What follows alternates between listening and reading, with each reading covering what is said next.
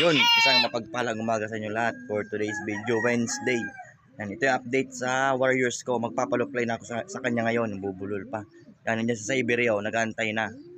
2 araw na kasi siyang nakabartulina. Kasi binabawi ko yung lakas niya. Ang problema yung may-ari, may problema din. Medyo masama yung pagkaramdam ko eh. Gawa ng may hypercidity ako eh. Ikot ko yung camera para makita nyo pagpaloplay ko sa kanya. Kung kumusta yung lipad niya, kung kaya niya nang lumipad sa third lap derby namin. Yun, i-ready ko lang siya, palabasin ko sa ibiri bago ko patukain sila. Tapos bago ko paluplayin.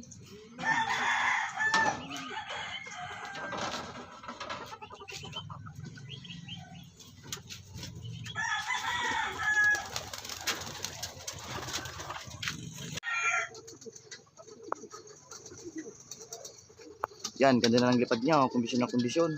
Pag-ranging ko eh. Yun, tumuldok na. Mamaya na lang pag magpapatok ako, update ko kayo yun oh. Tumuldok na eh. Kondisyon na kondisyon. Yung patoka ito, naka-ready na. Sana yun. Yun, ito, naka-ready na. Pati yung ibibigay ko na vitamin sa kanya. Itong probiotic. Kahapon kasi binigay ko Enerbon, ngayon naman probiotic bibigay ko sa kanya. Yun ang daily routine niya. Alternate lang yun.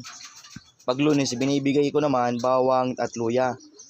Tapos ngayon naman, Martes, nagbibigay naman ako Enerbon.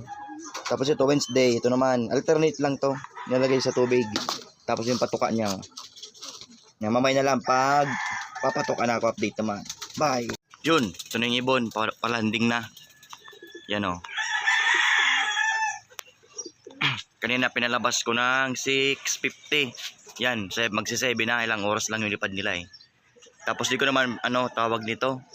Binababad sa reply ngayon yung panlaro ko eh. Bird choice lang muna ginagawa ko.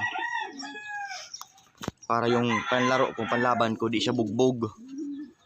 Talaga yung lakas na mababawi talaga. Yun, yun na, bumagsak na siya oh. Siya ang unang bumaba.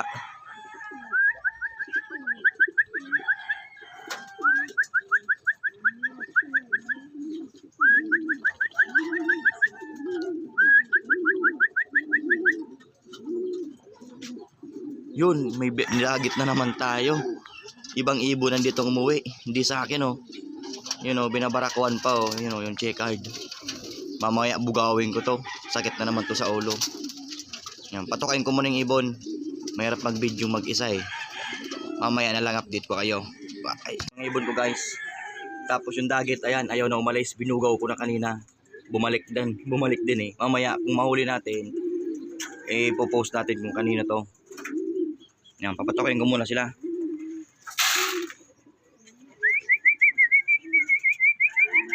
Tagal pumasok, tatambay pa. Dali lang guys, mahirap mag-video talaga mag-isa. Ito yung target oh. Ayaw na umalis, pababa na to eh. Bata pa. Kawawa naman yung may-ari nito na tumabay sa ibon ko.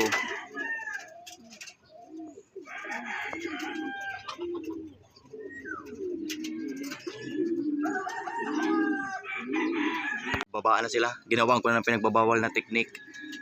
Yung dagit, ayun, nandun pa oh. Yan sa kanto.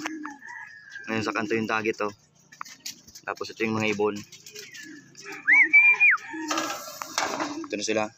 Pinagbabawal na technique. Pumasok na.